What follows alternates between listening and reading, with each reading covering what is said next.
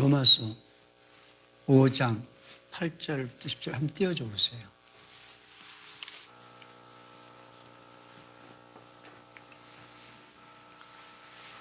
(5장 8절부터 10절)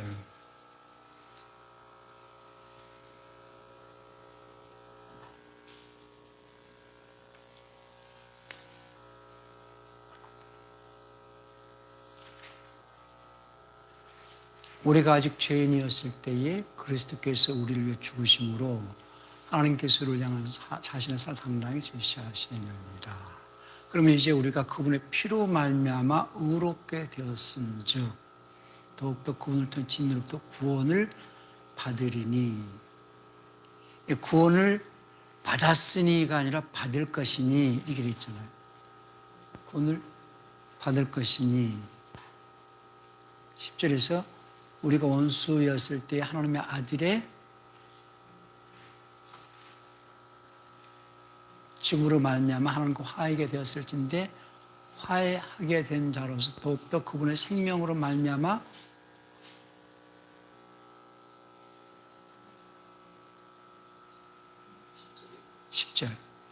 생명을 말하면 구원을 받을 것이기 때문이다. 그분의 우리가 원수였을 때 하나님의 아들의 죽음으로 말미암아 10절에서 하나님과 화해하게 되었을진데 화해하게 된 자로서 더욱더 그분의 생명으로 말미암아 구원을 받을 것이기 때문이다. 구원을 받을 것이기 때문이다. 이랬잖아요.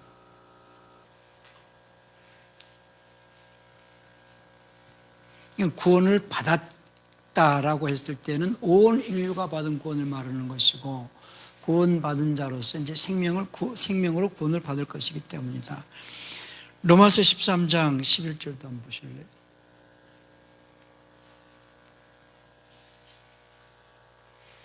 로마서 13장 11절.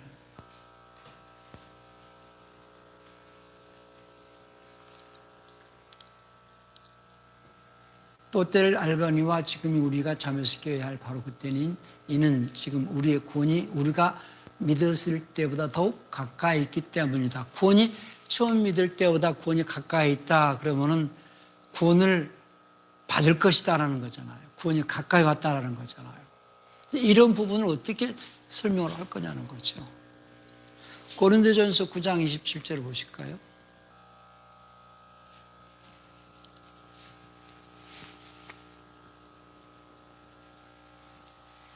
고린도전서 9장 27절. 오직 내가 내 몸을 억제하여 걱정시키면 내가 다른 사람들에게 복음을 선포한 데 어떤 방법으로든지 내 자신이 버림받은 자가 되지 않게 하려 함이라. 그러니까 26절부터 보십시다. 그러면 내가 이같이 달리되 정해진 것이 없는 것처럼 하지 않으며 같이 싸우되 허공을 치는 자같이 되지 않냐며. 이제 어떤 향방 없이 달리는 것이 아니고 허공을 치는 같이 싸우는 것이 아니다 이거죠. 그래서 내가 내 몸을 쳐 복종하게 하면 내가 남에게 전파한 후에 나 자신이 버림을 받지 않게 하려고 한다. 그러니까 예수님의 대속을 믿는 자들 가운데도 버림을 받을 자가 생긴다는 거죠. 바울도 자신이 버림받지 않으려고 노력을 한다는 거죠. 그러면서 바울은 이제 그 빌립보서 1장 19절에도 10절부터 쭉 자기가 이제 복음을 전하면서 어려움을 당하고 고난을 받는 것이 자기 자신의 구원을 이루어가는 것이기 때문이다. 그런 표현을 했거든요.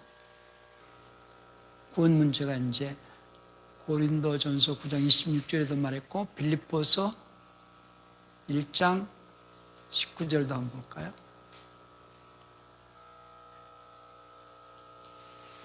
너희의 기도와 예수 그리스도의 영께서 공급해 주심을 통해 이것이 나의 구원으로 바뀔 줄 내가 알므로 구원에 이르게 할 줄 아는 거로. 그것은 이제 10절부터 이제 여러 가지 그 자기가 받는 어려움에 대해서 설명을 하는 거거든요.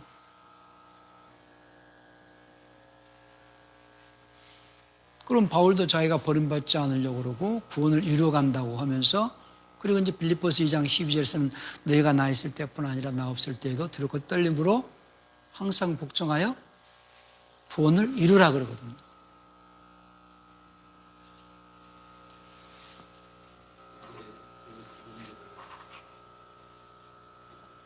소주와 소테리아라는 그런 부분이 하거든요. 예. 이제 세이브 마태복음 1장 21절에서 이야기하는 예. 죄로부터의 구원은 예. 세이브를 구출이라고 예.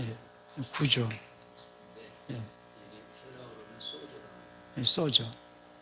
지금 빌립보서 1장 19절이나 22절인데 목사님이 이야기한 것처럼 피로 구속을 통해서 이루어지는 구원은 소테리아라는 단어를 쓰는데 그것은 이미 과거에 이루어진 것이 아니라 현재로부터 미래에 이르기까지 구원을 이루어간다라는 그런 의미에서 사용되어질 때의 구원은 소테리아라고 줬어요. 예. 그러니까 나는 헬라를 잘 몰라요. 소주와 소테리아 구별해 주셨잖아요. 그러니까는 대속으로 인해서 이루어진 구원, 그건 완성되어진 구원, 온 인류가 받은 구원, 마태복음 1장 21절에서의 소조는.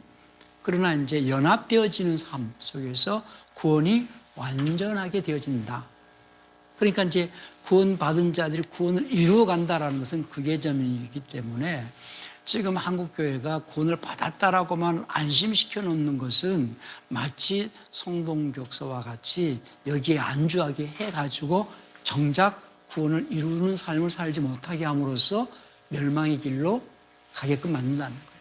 그게 그 마귀의 전략에 지금 거의 넘어갔다는 거예요. 소조와 소테리아, 세이브와 솔베이션의 예. 구분이 되어져야 되는데 예. 이게 구분이 지금 우리 개역개정 성경에 그 구분이 안 되어 있어요. 그런 것을 이제 목사님 같은 분이 정리를 해서 안 되어 있기 때문에 그것이 지금 혼동을 예. 그러니까 이제 피로 구원을 이루어 간다라는 그 개념이 있어야 된다는 거예요. 예. 이건 굉장히 중요한 문제고 시급한 문제거든요. 지금도 예수 믿는 자 가운데에서 지옥길로 가고 있는 자가 너무 많잖아요. 예? 누구 책임이에요? 이 목사님들 책임이에요. 그러면 내가 목회 10년, 20년 이제 뭐 3, 40년씩 해가지고 곧 은퇴를 다 했어. 내가 달려갈 길 다 갔다. 그래도 결국은 주님 앞에 설 때에 어떻게 책임을 지겠느냐. 이건 보통 문제가 아니거든요. 고린도전서 15장 2절도 한번 볼까요? 고린도전서 15장 2절. 15장 2절, 20절이 아니고.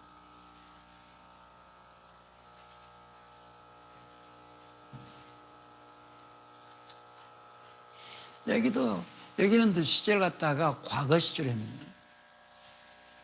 시제 한번 봐주실래요? 15장 2절. 너희가 만일 내가 전한 그 말을 굳게 지키고 헛되이 믿지 않으니 그런 말면 구원을 시제 현재 완료. 현재 완료는 어떻게 해석해야 돼요? 구원을 받았다 그래야 돼요? 개혁개정은 예? 받았느니라? 받느니라? 받았느니라?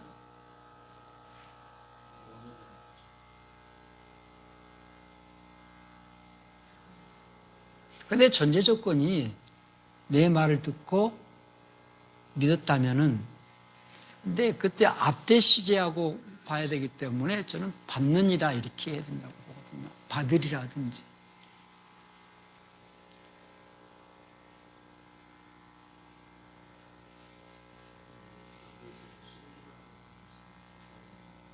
네.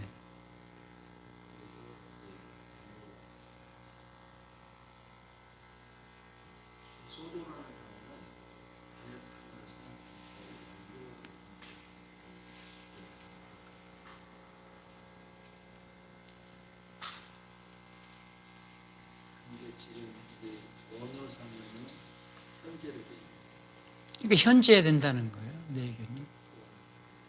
예. 그렇잖아요. 문맥 자체가 그거거든요.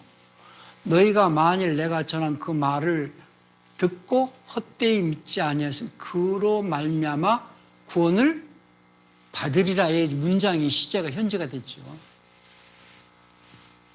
원어상으로는 구원을 현재로 되어 있는데 받는다, 구원을 받는다 이렇게 되겠죠. 그러면 개혁 개정은 받으리라니까 미래로 되어 있고 예. 지금 행정력은 받았느니라니까 과거로 되어 있고, 완료로 되어 있고. 한글 킹제임스는 받은 것이다. 받는다는 거예요. 너희도 구원을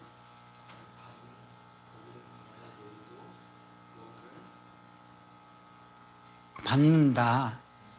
이래야 돼요. 그러면 구원을 받는다. 이래야 됩니다. 시제는 현재해야 된다는 거예요. 받느니라 하든지, 구원을 받느니라 해야 되든지. 시제상으로 하는 거죠. 예. 이게 시제가 중요하잖아요. 아니, 문맥 자체가 그러잖아요. 너희가 만일 내가 전한 그 말을 믿고요, 듣고요. 듣고 헛되이 믿지 아니하였으면 그로 말미암아 구원을 받는다. 아니면 받으리라. 예, 그런 면에서 잘 됐. 어떤 것은 개혁 개정이 잘 된 것도 있어요. 고린도후서 7장 10절도 한번 보실래요?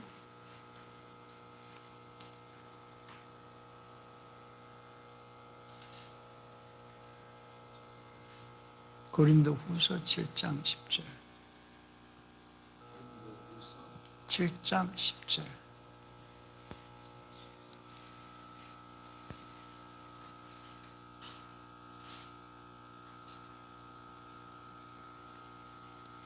구원에 이르게 하거니와 했잖아요. 하나님의 뜻대로 하는 근심 회개를 이루어 다시 돌이킬 수 없는 구원에 이르게 하거니와. 근데 이제 이런 개념이 중요하다는 거죠. 우리는 예수님의 대속의 은혜로 구원은 1차 구원, 온 인류가 받은 구원은 이미 완성되었고 그 다음에 구원을 이루어가는 삶을 살아야 된다라는 이 개념이 중요하다는 거죠. 그래서 그런 말 있잖아요. 칭의는 시작이고 성화는 과정이고 영화는 완성이다. 칭의는 시작이다라고 할 때에 대속의 은혜를 믿는 거는 이제 구원을 이루어졌다는 걸 믿는 거 그때부터 시작이잖아요. 예수님이 대속을 통하여서 온 인류가 구원받았다라는 사실 믿는 것으로 시작을 하잖아요. 신앙생활은. 그건 칭의, 그것을 의롭다 칭하시고 칭의는 시작이고 이제 성화는 과정이죠. 지금 우리 신앙생활은 성화라는 과정을 통하여 가지고 이제 육체가 있는 동안에 영화라는 단계까지 이르렀을 때에 그리고 영화롭게 되었다. 성화의 결말은 성화의 열매는 거룩이거든요. 거룩이라는 열매를 맺어야 영생에 들어간다는 거예요. 그리고 로마서 6장 22절 한번 보실래요? 로마서 6장 22절이죠.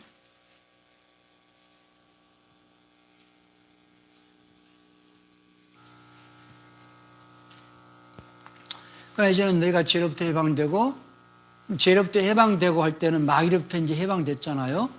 하나님께 종이 되어 할 때 하나님께 종이 되었다라는 것은 그 말씀에 순종의 삶을 사는 자를 말하는 거죠. 종이 되어 거룩함에 이르는 너희 열매를 얻으니 가지니 이것도 시제가 얻었으니 아니라 시제가 현재일 거예요. 그 끝은 영생이다.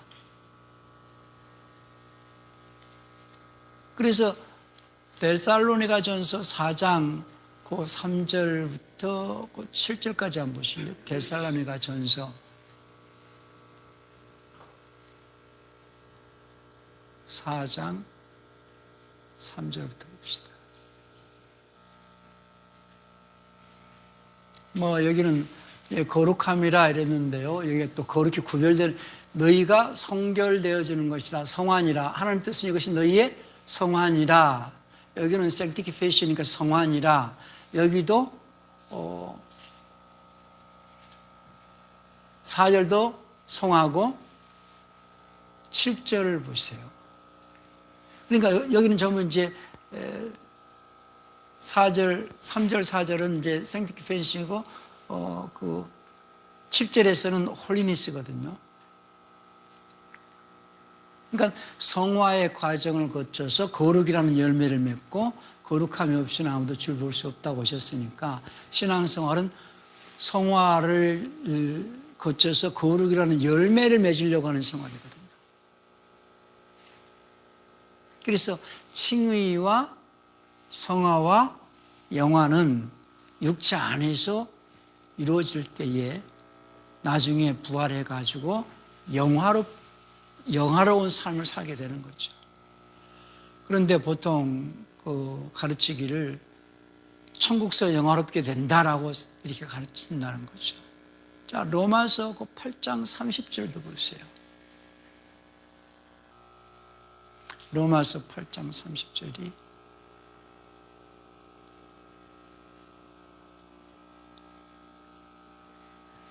그래서 이제 뿐만 아니라 그분께서는 자신이 예정하신 그들을 또한 부르시고 할 때에 예정하신 그들은 사람을 말하거든요. 에베소 1장 4절에서 그리스도 안에서 우리를 예정했다라고 할 때에 누구를 예정했느냐? 사람을 예정했고 사람을 예정하신 그 사람을 불러주셨잖아요. 마귀로부터 해방하시고 난 뒤에 부르시고 자신이 부르신 그들 또한 의롭게 하시고 여기는 의롭게 하시고입니다. 이게 로마 3장 8장 30 여기는 의롭다 그랬네요. 여기 8장 30절 한번 읽어줘 보실래요? 로마서 8장 30절 말씀. 그뿐만 아니라 하나님께서는 자신이 예정하신 그들을 또한 부르시고 자신이 부르신 그들을 또한 의롭다 하시고 자신이 의롭다 하신 그들을 정동수역이 똑같은 거예요. 저기 그 말씀 보존할 건 없습니까? 여기 말씀 보존할 거예요? 예.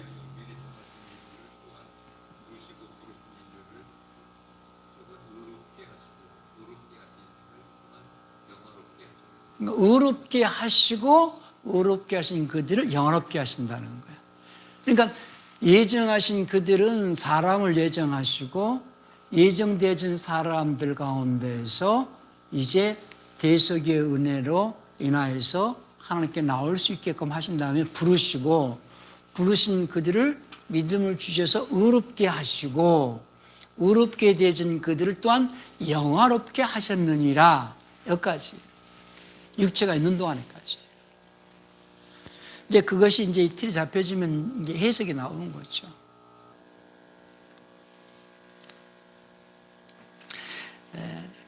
그러니까는 구원이라는 거는요, 기본적으로 우리가 칠판 줘보실래요?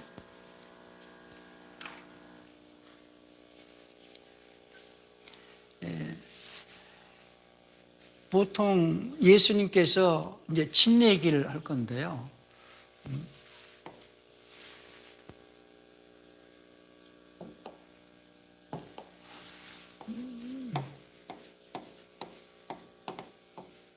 이제 보통 이제 영어로는 밥티즘 이렇게 얘기를 하는데 그 침례 또는 세례 이렇게 번역을 하지만 원래는 밥티저, 밥타이즈 뭐 이렇게 이제 헬라어로 밥티조 이렇게 표현하는데요. 영어로는 밥티스마 이렇게도 표현하기도 하고 그러는데 이건 물에 완전히 잠기는 거거든요. 하나님의 말씀이 완전히 순종으로 죽겠다라는 고백이에요. 이게 침례 문제가 굉장히 중요한데 그래서 물은 말씀이고 말씀이라는 것이 이제 요한복음 15장 뭐 3절에 내 말로 깨끗하게 했다 이런 표현도 쓰지만 요한복음 3장인가요? 물과 영으로 할 때 3장 3절인가요? 5절인가요? 거듭난 것이 썩어진 씨로 거듭난 것이 물과 영으로 할 때 3절이죠. 5절? 에베소서 5장 26절에도 말씀과 물을 같이 썼고요. 그러니까 물은 말씀을 의미하는데 구약의 말씀은 율법이죠. 율법은 죄인이 지키는 법이고, 그러니까 요한의 이름으로 밥티즘을 받는다라는 것은 요한이 이제 그 예수님이 오시기 전에 광야에서 이제 외치는 자의 어떤 그 소리로라 하시면서 요한에게 이스라엘 사람들이 바리새인과 세관들이 나와가지고 침례를 받잖아요. 그 침례를 받는다는 것은 예수님이 오시기 전에 물 아래 있다라는 것은 곧 율법 아래 있다는 것이고, 율법 아래 있다는 것은 죄인이라는 것을 고백하라는 거거든요. 죄인이라고 고백해야 내 뒤에 오시는 그분은 죄인을 찾으러 오시는 분이다. 메시아를 만나려면은 너희가 지금까지 너희 죄를 사면하기 위해서 오시는 메시아가 오시길 기다리면서 율법을 지키지 않았느냐. 율법 아래 있다는 고백은 곧 죄인입니다라는 고백이기 때문에 빨리 와서 죄인이라고 고백하라 하는 의미로서 요한이 침례를 줬다는 거예요. 요한의 밥티즘이라는 거예요. 그러나 그 요한이 언제까지 그렇게 밥티즘을 줘야 되느냐 하면은 죄 없는 이가 오실 때까지 이제 밥티즘을 주는데, 죄 없는 이를 어떻게 알 수 있느냐? 하늘에서 성령이 임하는 것을 비둘기같이 성령이 임하는 것을 볼 것이다. 그가 죄 없는 하나님의 아들이다. 그때까지 요한의 임무죠. 그래서 예수님이 죄 없는 신분으로서 하나님의 말씀에 순종을 시작하시는 분은 예수님이 처음이죠. 예수님이 오시기 전까지는 죄인의 신분으로서 하나님의 말씀에 순종의 삶을 삽니다. 나는 죄인입니다 라고 율법 아래 또 죄인이라는 고백하에서 율법을 지키는 이스라엘이었고, 죄 없는 신분으로서 하나님의 아들인 죄 없는 신분으로서 내가 하는 말씀에 순종하겠습니다라고 고백한 것은 예수님이 최초의 베프티스트였다 그 말이에요. 의인으로서 최초의 베프티스트는 예수님이고, 그 전까지는 죄인의 신분으로서의 베프티스트였다 그 말이에요. 이해가 되셨죠? 그러니까 성령이 임하시는 것은 죄인에게는 임하시지 않고 죄 없는 이에게 임하신다는 거죠. 그러니까 이제 사도행전 그 19장인가요? 19장에서 이제 그 바울이 복음을 전할 때 너희가 믿을 때 성령 받았느냐 이렇게 물으니까 우리가 성령이 있는 것도 듣지 못했다. 누구의 이름으로 베프티즘 받았느냐? 그러니까 우리가 요한의 이름으로 받았다. 그런 얘기 하죠. 사도행전 19장 1절부터 한번 볼까요? 1절부터 6절까지 보십시다.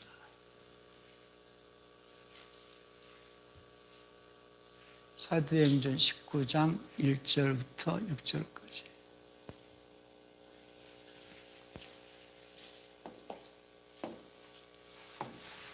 이렇게 하면 없어진다고 그랬어요.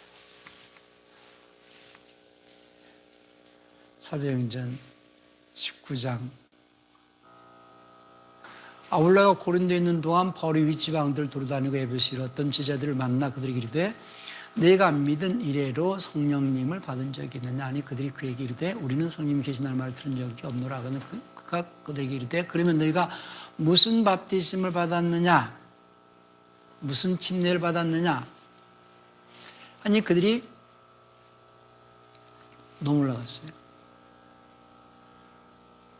요한의 침례로다. 요한의 침례로는 이에 바울이 이르되 참으로 요한은 회개 침례로 침례를 주며 밥타이즈 그러니까 밥티즘 그러니까 회개 침례를 주며 백성을 할 때 그들이 자기들이 오실 분 그리스도를 믿게 한다고 하느냐 그러고 그들이 믿음을 듣고 예수 이름으로 침례를 받으니라 할 때에 바울 요한의 이름으로 침례는, 요한의 침례는 무슨 침례예요? 회개 침례. 회개 침례라는 건 죄 있다 고백하는 침례. 나는 죄인입니다라고 고백하는 침례다. 곧 율법 아래 있고 죄 아래 있었습니다 라는 고백을 하라는 거예요. 왜 그 고백이 필요하냐? 내 뒤에 오시는 그분이 메시아다. 예수님은 죄인을 찾으러 오셨습니까? 의인을 찾으러 오셨습니까? 하나님은 의인을 찾으십니까? 죄인을 찾으십니까? 하나님은 의인을 찾으십니까? 죄인을 찾으십니까? 하나님은 의인을 찾으세요? 죄인을 찾으세요?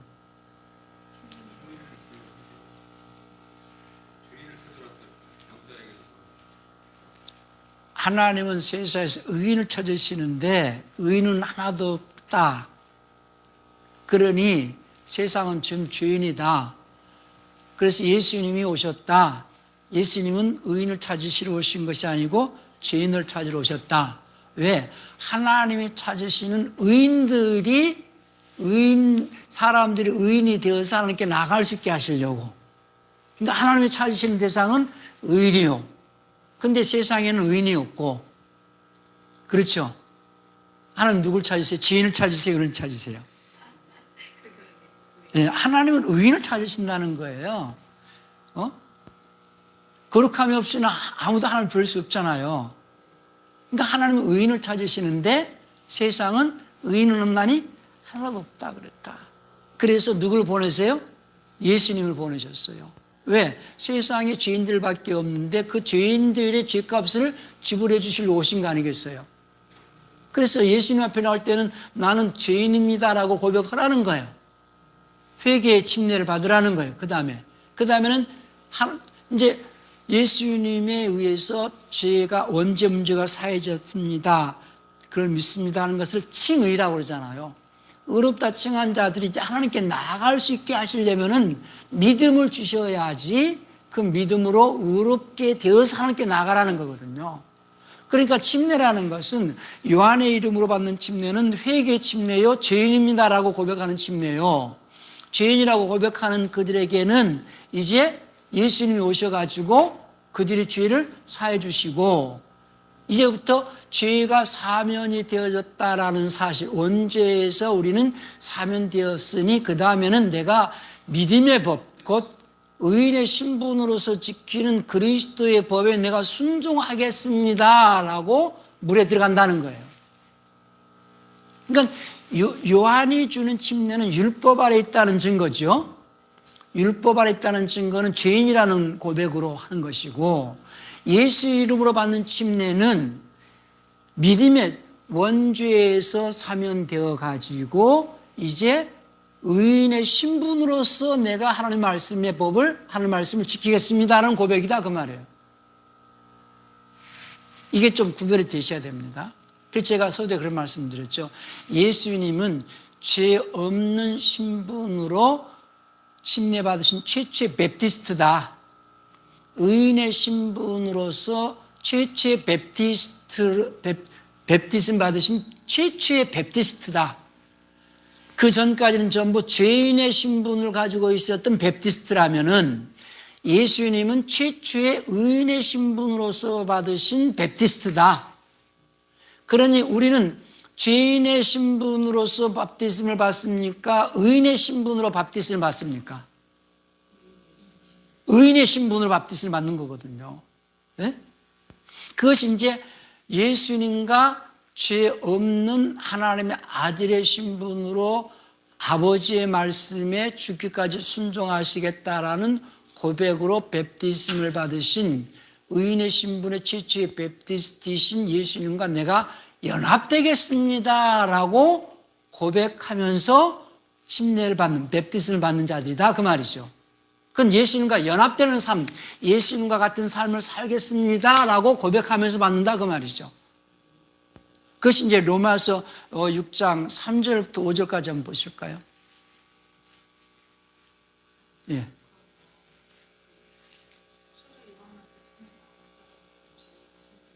예.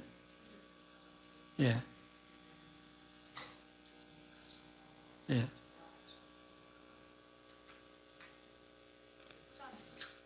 자, 로마서 6장 3절 계속해서 들으세요. 로마서 6장 3절부터 5절까지 보실까요? 그 내용이 그리 쉽지가 않은데 설명을 들으시면 이해하실 거예요. 6장 3절부터 봅시다. 예수 그리스도 안으로 뵙티즘을 받은 우리가 다 그분의 죽음 안으로 뵙티즘을 받은 줄 너희가 알지 못하느냐. 그러니까 그분의 죽음 안으로, 어떤 죽음이냐, 죄 없는 하나님의 아들의 신분으로서 아버지의 말씀에 순종으로 죽는다는 거예요. 아버지의 말씀에 순종으로 죽는 죽음 안으로, 그 아버지의 말씀에 순종으로 죽겠습니다 라고 최초의 그 고백을 통해서 뵙티즘 받으신 분이 예수님이죠. 나는 이제부터 아버지의 말씀에 순종의 삶을 살겠습니다. 죽기까지 순종의 삶을 살겠습니다 라고 고백하면서 예수님이 요단강에서 요한에게 뵙티즘 받으신 거잖아요. 그러니 나도 이제부터 예수님의 대속의 은혜로 죄에서 사면받았고, 원죄에서 사면받았고, 나도 예수님처럼 의인의 신분으로서 예수님처럼 하나님 아버지의 말씀에 순종의 삶을 살겠습니다. 그래서 예수님과 연합된 삶을 살겠습니다 라고 받는 것이 뵙티즘이다, 그 말이에요. 그러므로 우리가 죽음 안으로 뵙티즘을 받아 그분과 함께, 여기 현재입니다. 묻혀 있나니, 현재 묻혀 있다면, 현재 그러므로 우리가 죽음 안으로 뵙티즘을 받아 그분과 함께 묻혀 있다면 그리스도께서 아버지 영광을 입어 죽은 자들부터 일으켜진 것과 같이 우리도 그분처럼 우리도 이렇게 부활할 것이다, 그 말이거든요. 이해가 되십니까? 자, 예수님께서 요한에게 뵙티즘 받으실 때 예수님이 뵙티즘을 받기 전까지 요한에게 뵙티즘을 받은 자들은, 이스라엘 사람들은 전부 율법 아래 있었죠. 죄 아래 있었죠. 죄인의 신분으로 받았죠. 그러니 내가 이제 회개 침례다, 그 말이죠. 그게 나는 죄인입니다라는, 율법 아래 살았고 죄인이기 때문에 메시아를 기다리고 있는 자입니다, 그 말이거든요. 왜? 요한이 말라기로부터 마태복음 중간 사이에 이스라엘에게 선지자가 나타난 적이 없었어요. 왕도 없었어요. 그런데 약 400년 만에 광야에서 회개하라 라고 외치는 자가 나타났다는 거예요. 그동안에 하나님께서 이스라엘에게 대화가 없었거든요. 근데 어느 한날에 용서해준다, 그 소리거든요. 그렇죠? 회개가 기쁜 소식이에요. 회개하라는 소식이 기쁜 소식이에요? 기분 나쁜 소식이에요? 기쁜 소식이죠. 회개하세요. 기쁜 소식이에요? 기분 나쁜 소식이에요?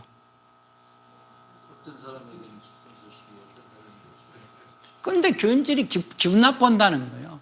회개하시오. 그러면 무슨 소리, 이게 무슨 소식으로 들려야 돼요? 하나님 용서해 주신답니다, 그 소리거든요. 그러니까 요한이 외치기를 회개하라, 이게 복음이거든요. 복음의 시작은 회개하라부터 시작했어요.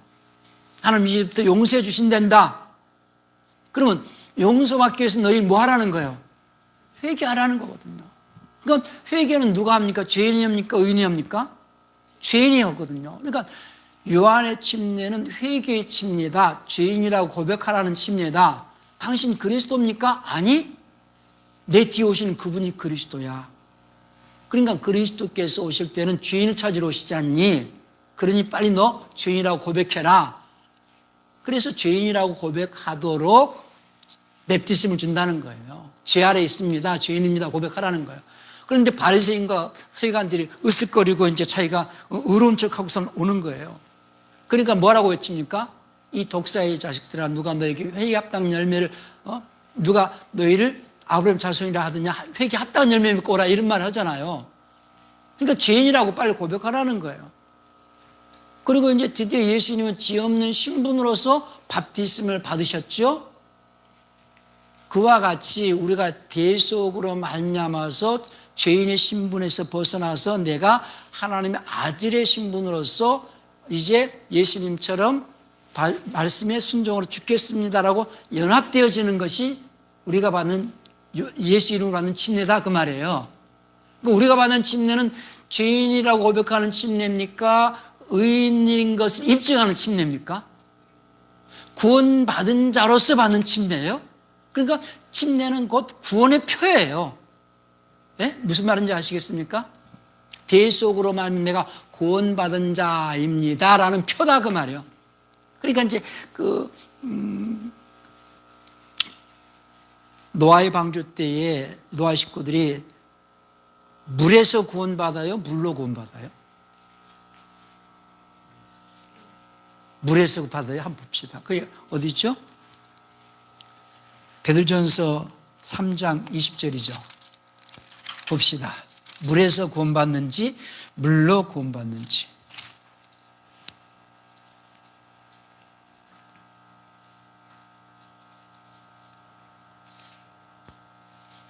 (3장) 20절 21절 볼까요? 물에서 말미암아 그래요? 물로 말미암아 구원받아요? 네? 물로 구원받아요? 물에서 구원받아요? 물로 구원받아요. 물로 구원받아요. 그리고 구원하나니 이게 이해가 차라리 이게 나아요. 구원하는 편이 그랬어요. 곧 베프티스입니다. 물은 예수 그리스도께서 부활하신 말미암아, 물은 예수 그리스도께서 부활하신 말미암아 이제 너희를 구원하는 편이 곧 침례다. 예? 이건 개혁 개정이 더 잘 됐다고 보거든요. 물에서 구원받아요? 물로 구원받아요?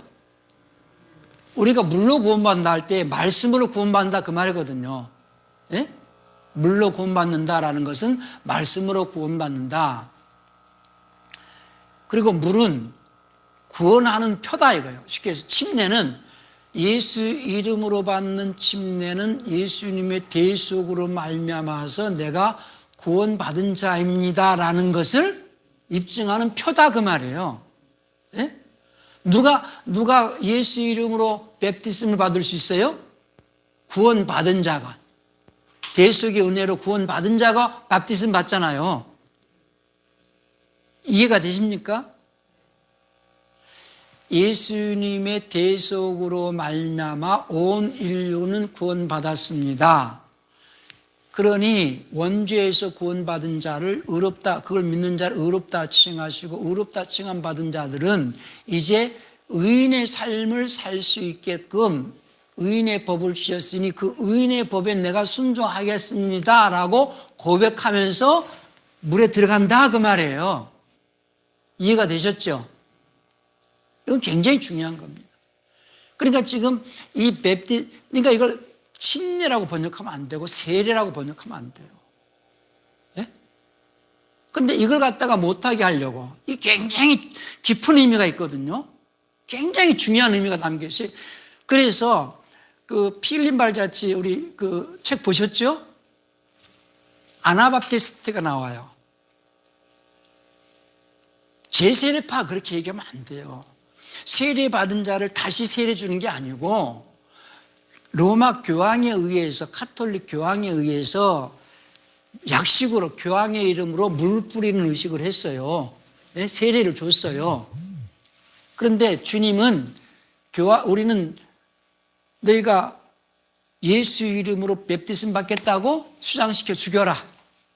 그러니까는 베프티즘을 받는 자들은 다 죽이니까 교황의 이름으로 세례를 받아라. 그러면 안 죽이고 예수 이름으로 베프티즘 받는 전부 수장시켜 죽여라.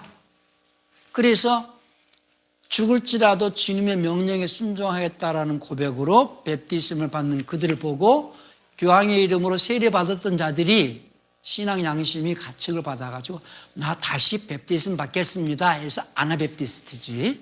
세례 받은 자가 왜 또 세례를 받겠어요? 세례 받았던 자들이 나는 다시 베프티즘 받겠습니다. 그렇게 나와서 죽은 자가 8천만에서 1억이 죽었다는 거예요. 이건 굉장히 중요한 거예요. 그러니까 저는 원래 이게요, 헬라어 표현이 밥티즈고 영어 표현 밥티스마 이렇게 표현하는데 밥타이즈. 침례로 이렇게 번역을 하면 안 돼요. 컴퓨터를 우리말로 뭐라고 번역해요? 중국 애들은 댄스, 텔레비전도 막 바꿔요. 걔네들은. 텔레비전 우리말로 뭐라고 그래야 돼요? TV라고 그래요. 라디오는? 소리통 그래요? 그러니까 이거는 번역하는 단어가 아니거든요. 베프티즘은. 근데 그대로 이것도 헬라어를 그대로 음역으로 영어로 했거든요. 번역하면 안 되거든요. 의미가 살 수가 없어요. 그러니까 이제 침례는 물에 잠길 침자를 쓰거든요. 물에 잠기는 예식이다.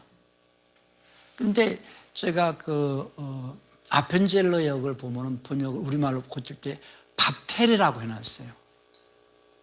밥티스미 이걸 갖다가 약자로 한 것 같아요. 처음에. 그러니까 그러니까 요한의 밥티즘과 예수님의 밥티즘 차이가 뭐냐? 요한의 밥티즘은 죄인입니다라고 고백하는 밥티즘이 회개의 밥티즘입니다. 우리는 이제 의인입니다. 의인의 신분으로서 예수님과 연합되는 삶을 살겠습니다. 라고 이거는요, 평생 한 번 하는 거예요. 그리스도인으로서. 그건 뭐와 같으냐면은 예수님은 신랑이고 나는 신부로서 그분과 연합합니다. 라는 고백, 결혼식과 같은 거거든요, 이게. 결혼식 몇 번 해야 돼요?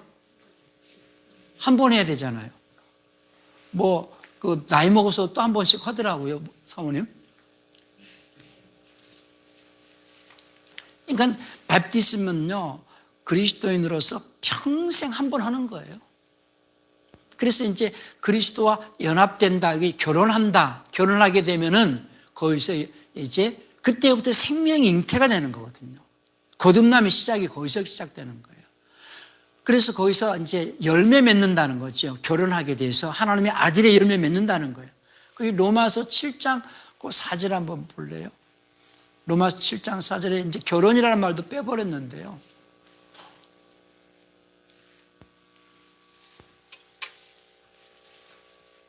로마서 7장 4절 보십시다.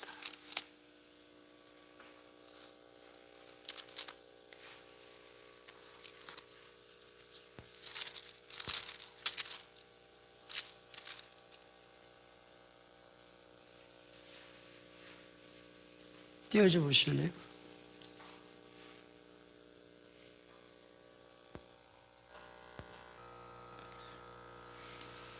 이쪽하고 비교해보세요. 그러므로 내 형제들아 너희도 그리스도의 몸으로 만민 율법에서 죽게 됐나 이것은 너희가 다른 분 곧 죽은 자들로부터 일으켜 주신 분과 뭐하게 하려 하며 결혼하게 하려 하며 결혼했으니까 또 우리가 하나님께 이르는 열매를 맺게 하려 하며 할 때 이제 하나님 아들로 벌하겠다는 거죠.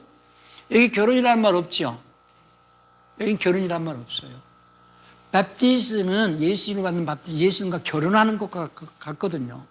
그래서 아까 로마서 6장 3절부터 5절 그분과 연합하게 되고 이런 표현을 썼죠. 예수님과 연합된다는 거예요. 근데 그걸 못하게 하려고 카톨릭에서 그걸 못하게 하려고 밥티즘을 세례로 바꾸면서 약식으로 했고 세례로. 그러니까 지금 세례라는 말을 많이 쓰죠. 어디서 많이 써요? 네? 어디라고 말 안 하겠어요? 여기서는 안 쓰는 것 같으니까. 자, 이게 굉장히 구원과 연관이 있다는 사실입니다. 자, 칠판으로 들어가 볼까요?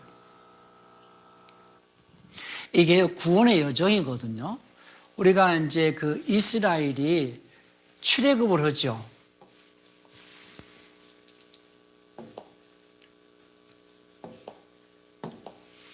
이제 출애굽을 해서 여기 처음에는 유월절을 양을 잡아서 문설주와 문제왕에 피 뿌리고 뭘 건너요? 홍해를 건너죠. 홍해를 건너고 광야 생활을 하잖아요. 구름 아래서 그렇죠?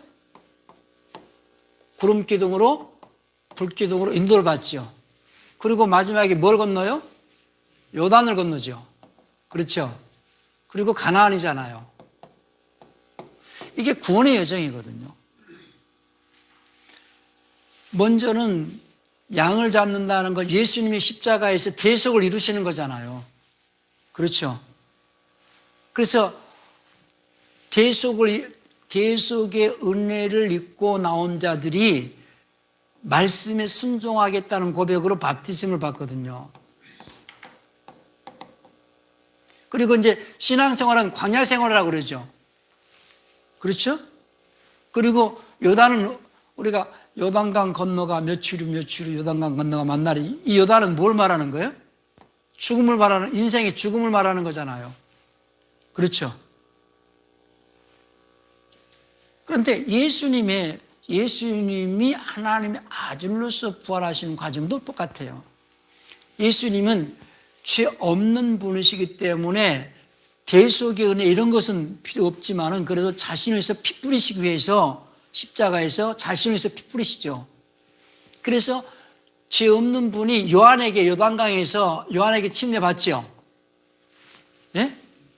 그것이 누가복음 3장 21절이에요. 그렇죠? 거기 한번 읽어보실까요? 누가복음 3장 21절.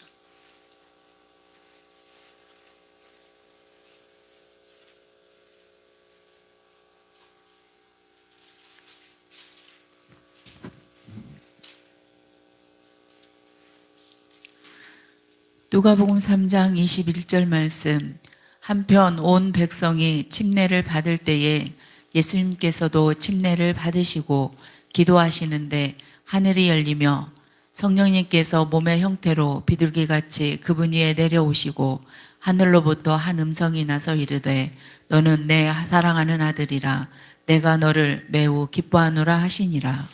그래서 성령이 임하시고 그 다음에 성령이 이끌려서 광야로 들어가서 시험 받으시면서 이제 광야 생활이 시작되죠. 공생이 시작되죠.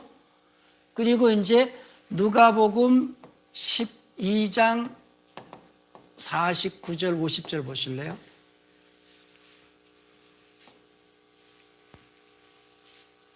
(12장 49절 50절) 누가복음 12장 49절에서 50절 말씀. 내가 땅에 불을 보내려 왔는데 불이 이미 붙었으면 내가 무엇을 원하겠느냐. 그러나 내게는 잠겨야 할 침례가 있으니 그것이 이루어질 때까지 내가 얼마나 답답하겠느냐. 예. 자, 침례가 아직 예수님이 받아야 될 침례가 아직 있다고 그랬어요. 그렇죠? 요한에게 침례는 언제 받아요? 누가복음 3장에서 받잖아요. 공생의 전에 받았어요. 그렇죠? 공생의 전에, 그러니까 죄 없는 하나님의 신분으로서 베프티즘을 받으시고 그 다음부터 공생에는 베프티스트의 삶을 사는 거잖아요. 그리고 마지막 침례는 십자가의 죽음을 말하거든요. 내가 받을 침례. 베프티스트의 삶의 완성은 어디에서 이루어지는 거예요? 십자가에서 이루어지죠. 그렇죠?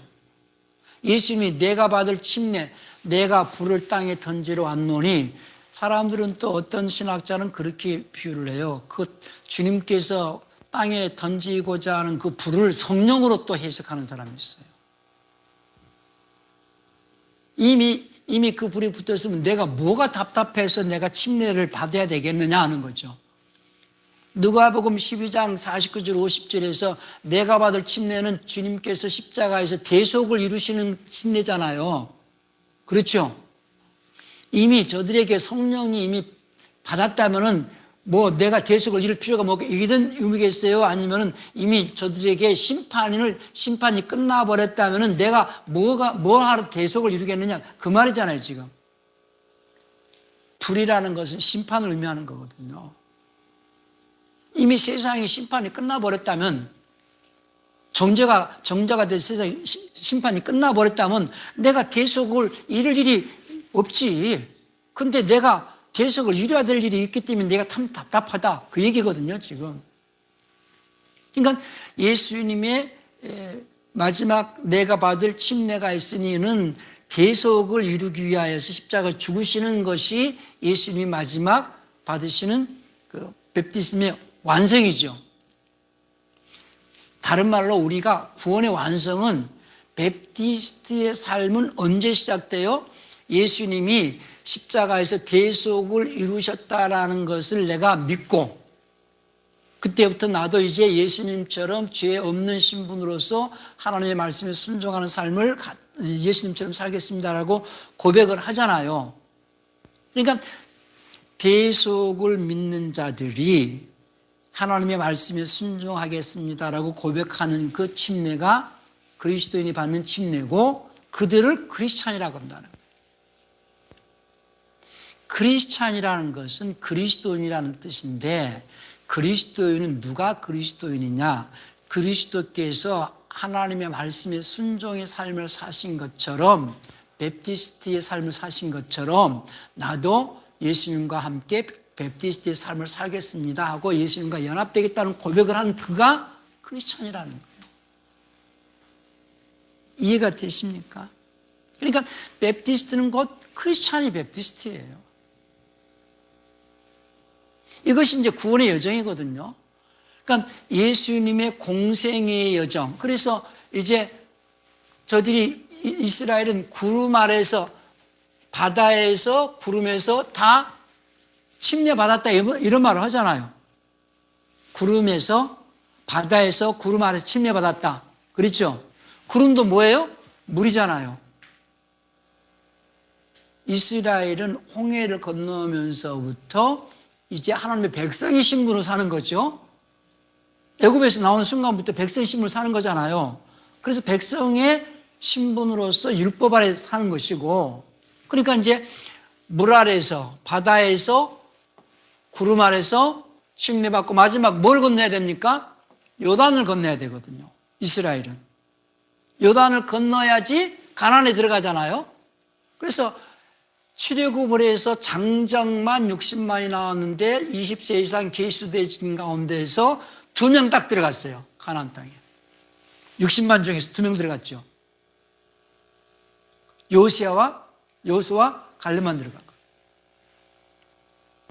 이것이 이스라엘의 구원의 예정이고 예수님이 공생의 삶이셨고 그리스도인의 구원의 여정이거든요. 네? 이걸 표로 한번 정리하셔야 돼요.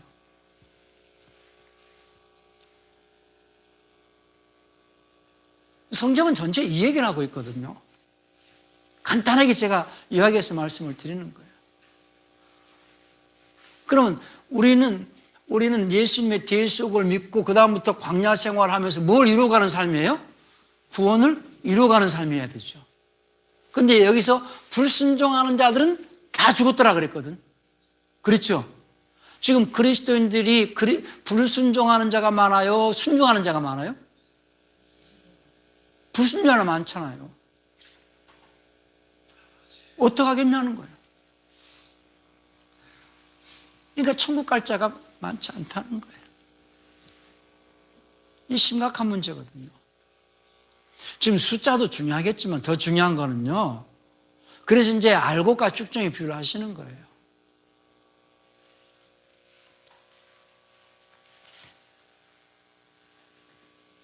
여기까지 이해가 되셨죠? 예, 쉬었다가 합시다.